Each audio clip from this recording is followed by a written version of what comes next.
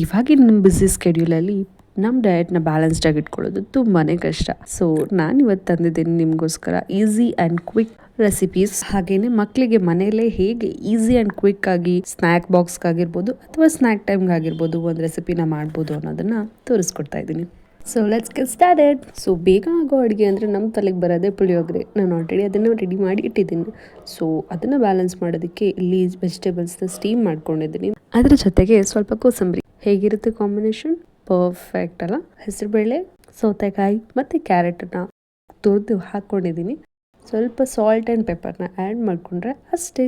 Very simple ಆಗಿ ನಾನು ಮಾಡ್ಕೊಂಡಿದ್ದೀನಿ. ನಿಮ್ಗೆ ಇನ್ನೇನು ಇಂಗ್ರೀಡಿಯೆಂಟ್ಸ್ ಬೇಕೋ ನೀವು ಆ್ಯಡ್ ಮಾಡ್ಕೋಬೋದು. ನನಗೆ ಮಂಡೇ ಮಾರ್ನಿಂಗ್ಸ್ ಏನು ಮಾಡೋದು ಅಂತ ತಲೆ ಹೊಡೆದಿದ್ದಾಗ ಇದೇ ನನ್ನ ಗೋ-ಟು ರೆಸಿಪಿ ಆಗಿರುತ್ತೆ. ಹೆಸರುಬೇಳೆ ನಮ್ಮ ಬಾಡಿಗೆ ತಂಪು. ಸೊ ಅವಾಗವಾಗಾದರೂ ನಾವು ಇದನ್ನು ತಿಂತಾ ಇರಬೇಕು. ಇವಾಗ ಸ್ಟೀಮ್ ಆಗಿ ರೆಡಿ ಆಗಿದೆ ವೆಜಿಟೇಬಲ್ಸ್. ಇದನ್ನು ನಾನು ಸಿಂಪಲ್ಲಾಗಿ ಸಾಲ್ಟ್ ಆ್ಯಂಡ್ ಪೆಪ್ಪರ್ ಜೊತೆ ತಿಂತಾಯಿದ್ದೀನಿ. ಆದರೆ ನಿಮಗೆ ಬೇಕು ಅಂದರೆ ಇದನ್ನು ಒಂದು ಸ್ವಲ್ಪ ಎಣ್ಣೆ ಹಾಕಿ ಫ್ರೈ ಮಾಡಿ ಕೂಡ ತಿನ್ಬೋದು. ಅದು ಸ್ವಲ್ಪ ಕ್ರಿಸ್ಪಿಯಾಗಿರುತ್ತೆ, ತಿನ್ನೋಕ್ಕೂ ಚೆನ್ನಾಗಿರುತ್ತೆ. ನನಗೆ ಟೈಮ್ ಕಮ್ಮಿ ಇರೋದ್ರಿಂದ ನಾನಿವತ್ತು ಪ್ಲೇನಾಗಿ ತಿಂತಾಯಿದ್ದೀನಿ. ಇವಾಗಿನ ನಮ್ಮ ಲೈಫ್ ಸ್ಟೈಲ್ಗೆ ಈ ಥರ ಬ್ಯಾಲೆನ್ಸ್ ಡಯಟ್ನ ನಾವು ತಿನ್ನಲೇಬೇಕಾಗುತ್ತೆ. ಇಲ್ಲ ಅಂದರೆ ಒಬೆಸಿಟಿ, BP, ಶುಗರ್ ಎಲ್ಲ ಬರೋ ಚಾನ್ಸಸ್ ತುಂಬಾ ಇರುತ್ತೆ. ಈಗ ನನ್ನ ಮಗಳ ಸ್ನ್ಯಾಕ್ ಬಾಕ್ಸ್ಗೆ ಏನಾದರೂ ಕ್ವಿಕ್ಕಾಗಿ ಮಾಡೋ ಟೈಮ್. ಇಲ್ಲಿ ನಾನು ತೊಗೊಂಡಿರೋದು 4 ingredient: banana, dry fruits powder, ಗೋಧಿ ಹಿಟ್ಟು, ಆಮೇಲೆ pinch off salt. So first ನಾನಿಲ್ಲಿ ಬಾಳೆಹಣ್ಣನ್ನ ಕಟ್ ಮಾಡಿ ಸ್ಮ್ಯಾಶ್ ಮಾಡ್ಕೊತಾ ಇದ್ದೀನಿ. ನೀವು ಇದನ್ನು ಮಿಕ್ಸಿಯಲ್ಲಿ ಕೂಡ ಮಾಡ್ಕೋಬೋದು. ನಾನು ಕೈಯಲ್ಲೇ ಮಾಡ್ಕೊತಾ ಇದ್ದೀನಿ. ಸೊ ಈ ರೀತಿಯಾಗಿ ಚೆನ್ನಾಗಿ ಸ್ಮ್ಯಾಶ್ ಮಾಡ್ಕೋಬೇಕು. ಅದಾದಮೇಲೆ ನಾನಿಲ್ಲಿ 1/2 ಕಪ್ಪಷ್ಟು ಗೋಧಿ ಹಿಟ್ಟನ್ನು ಹಾಕ್ತಾಯಿದ್ದೀನಿ. ನಿಮ್ಗೆ ಎಷ್ಟು ಬೇಕೋ ಅಷ್ಟನ್ನು ಹಾಕ್ಕೋಬೋದು. ನಾನು ಯಾವಾಗಲೂ ಡ್ರೈ ಫ್ರೂಟ್ಸ್ ಪೌಡರ್ನ ಮನೆಯಲ್ಲೇ ಮಾಡ್ಕೋತೀನಿ. ನನ್ನ ಮಗಳಿಗೆ ಹಾಲಲ್ಲಿ ಅದನ್ನೇ ಹಾಕಿ ಮಿಕ್ಸ್ ಮಾಡಿ ಕೊಡ್ತೀನಿ. ಸೊ ಡ್ರೈ ಫ್ರೂಟ್ ಪೌಡರ್ನ ಇಲ್ಲಿ ಮಿಕ್ಸ್ ಮಾಡ್ತಾಯಿದ್ದೀನಿ. ಮತ್ತು ಪಿಂಚ್ ಆಫ್ ಸಾಲ್ಟನ್ನ ಕೂಡ ಆ್ಯಡ್ ಮಾಡಿಕೊಂಡು ನಾವು ಇವಾಗ ಚೆನ್ನಾಗಿ ಮಿಕ್ಸ್ ಮಾಡ್ಕೋಬೇಕು. ಸೊ ನಾವು ಆದಷ್ಟು ಮನೆಯಲ್ಲೇ ಏನಾದರೂ ಹೆಲ್ದಿಯಾಗಿ ಮಕ್ಕಳಿಗೆ ಮಾಡಿಕೊಡೋಕ್ಕೆ ಟ್ರೈ ಮಾಡಬೇಕು. ಇದು ತುಂಬ ಈಸಿ. ಹೋಗಿ ನಾವು ಅಲ್ಲಿ ಹೊರಗಡೆ ಏನೋ ಸಿಕ್ತು ತೊಗೊಂಡ್ವಿ ಕೊಟ್ಬಿಟ್ವಿ 2 ನಿಮಿಷದಲ್ಲಿ ನಮ್ಮ ಕೆಲಸ ಮುಗೀತು ಅನ್ನೋದು ಬದಲು ಹೆಲ್ದಿಯಾಗಿ ಏನಾದರೂ ಮನೆಯಲ್ಲೇ ಮಾಡ್ಕೊಡೋದ್ರಿಂದ ಅವರ ಆರೋಗ್ಯ ಕೂಡ ತುಂಬ ಚೆನ್ನಾಗಿರುತ್ತೆ. ಸೊ ನಾನಿವಾಗ ನೀರು ಹಾಕಿ ಚೆನ್ನಾಗಿ ಕಲಿಸ್ಕೊಂಡಿದ್ದೀನಿ. ಒಂದು ದೋಸೆ ಹಿಟ್ಟಿನ ಅದಕ್ಕೆ ಇವಾಗ ಕಲಿಸ್ಕೊಂಡಿದ್ದೀನಿ. ನೆಕ್ಸ್ಟು ಪ್ಯಾನ್ ಬಿಸಿ ಮಾಡಿಕೊಂಡು ಚಿಕ್ಕ ದೋಸೆ ಪ್ಯಾನ್ ಕೇಕ್ಸ್ ಥರ ಹಾಕೋಬೋದು.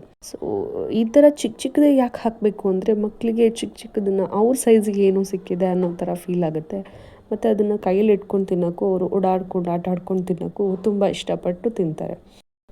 ಇದಕ್ಕೆ ನಾವು ಸ್ವಲ್ಪ ತುಪ್ಪನ ಹಾಕಿ ಚೆನ್ನಾಗಿ ಬೇಯಿಸ್ಕೋಬೇಕು. ಗೋಧಿ ಹಿಟ್ಟು ಹಾಕಿರೋದ್ರಿಂದ ಸ್ವಲ್ಪ ಜಾಸ್ತಿ ಹೊತ್ತೇ ಬೇಯಿಸ್ಕೋಬೇಕಾಗುತ್ತೆ. ಒಂದು ಮೀಡಿಯಮ್ ಫ್ಲೇಮ್ ಇಟ್ಕೊಂಡು ನಿಧಾನಕ್ಕೆ ಆರಾಮಾಗಿ ಬೇಯಿಸ್ಕೊಳ್ಳಿ. ನೋಡಿ ಇವಾಗ ಬೆಂದಿದೆ. ಸೊ ಈ ರೀತಿ ಫ್ಲಫಿಯಾಗಿ ಸಾಫ್ಟಾಗಿ ಚೆನ್ನಾಗಿರುತ್ತೆ ಮಕ್ಕಳಿಗೆ ತಿನ್ನೋದಕ್ಕೆ. ಈ ರೀತಿ ಮಾಡಿಕೊಡೋದ್ರಿಂದ ಮಕ್ಕಳು ಆರಾಮಾಗಿ ಆಟ ಆಡ್ಕೊಂಡಾದರೂ ತಿನ್ಕೊಂಡು ಬಿಡ್ತಾರೆ. ಬಾಳೆಹಣ್ಣಿನಲ್ಲಿ ನ್ಯಾಚುರಲ್ ಸ್ವೀಟ್ನಿಂಗ್ ಇರೋದ್ರಿಂದ ಅವ್ರಿಗೆ ಈ ರೆಸಿಪಿ ತುಂಬಾ ಇಷ್ಟ ಆಗುತ್ತೆ. ಯಾರು ಕೂಡ ನೋ ಅನ್ನೋದಿಲ್ಲ. ಬೇಕಂದರೆ ಟ್ರೈ ಮಾಡಿ ನೋಡಿ. ಹಾಗೆಯೇ ಹೆಲ್ದಿಯಾಗೂ ಇದೆ ಅಲ್ವಾ? ಸೊ ನಾವು ಕಣ್ಣು ಮುಚ್ಕೊಂಡಿದ್ದನ್ನು ಮಕ್ಕಳಿಗೆ ಮಾಡಿಕೊಡ್ಬೋದು. ಸುಮಾರು ಜನ ನಮ್ಮ ಮಕ್ಕಳು ವೆಯ್ಟ್ ಗೇನೇ ಆಗ್ತಿಲ್ಲ, ತುಂಬ ಸಣ್ಣ ಇದ್ದಾರೆ ಅಂತ ತುಂಬ ಫೀಲ್ ಮಾಡ್ಕೊತಿರ್ತಾರೆ. ಸೊ ಅಂಥವ್ರು ಈ ರೆಸಿಪಿನ ಟ್ರೈ ಮಾಡಿ ನೋಡಿ. ಮಕ್ಕಳು ಇಷ್ಟಪಟ್ಟು ತಿಂತಾರೆ ಮತ್ತು ವೆಯ್ಟ್ ಗೇನ್ ಕೂಡ ಆರಾಮಾಗಿ ಆಗ್ತಾರೆ. ಬಟ್ ಪ್ಲೀಸ್ ಅವ್ರಿಗೆ ಫೋರ್ಸ್ ಮಾಡಬೇಡಿ, ತುರುಕಬೇಡಿ, ಹಿಂಸೆ ಕೊಟ್ಟು ತಿನ್ಸಕ್ಕಂತೂ ಹೋಗಬೇಡಿ. ಆಫರ್ ಮಾಡಿ ಕೊಡಿ. ಹೊರಗಡೆ ಜಂಕ್ ಫುಡ್ನ ನೀವು ಅವಾಯ್ಡ್ ಮಾಡ್ತಾ ಇದ್ದಂಗೆ ಆಟೋಮೆಟಿಕ್ಕಾಗಿ ಅವರು ಮನೇಲಿ ನೀವು ಏನೇ ಮಾಡಿಕೊಟ್ರು ಅವ್ರು ತಿಂತಾರೆ. ಸೊ ಇದೇ ರೀತಿ ಹೆಲ್ತ್ ರೆಸಿಪೀಸ್, ಟಿಪ್ಸ್ ಆ್ಯಂಡ್ ಟ್ರಿಕ್ಸ್ಗೋಸ್ಕರ ನನ್ನನ್ನು ಫಾಲೋ ಮಾಡ್ಕೊಳ್ಳಿ. ಲೈಕ್ ಮಾಡಿ, ಶೇರ್ ಮಾಡಿ ಆ್ಯಂಡ್ ಕಮೆಂಟ್ ಮಾಡಿ.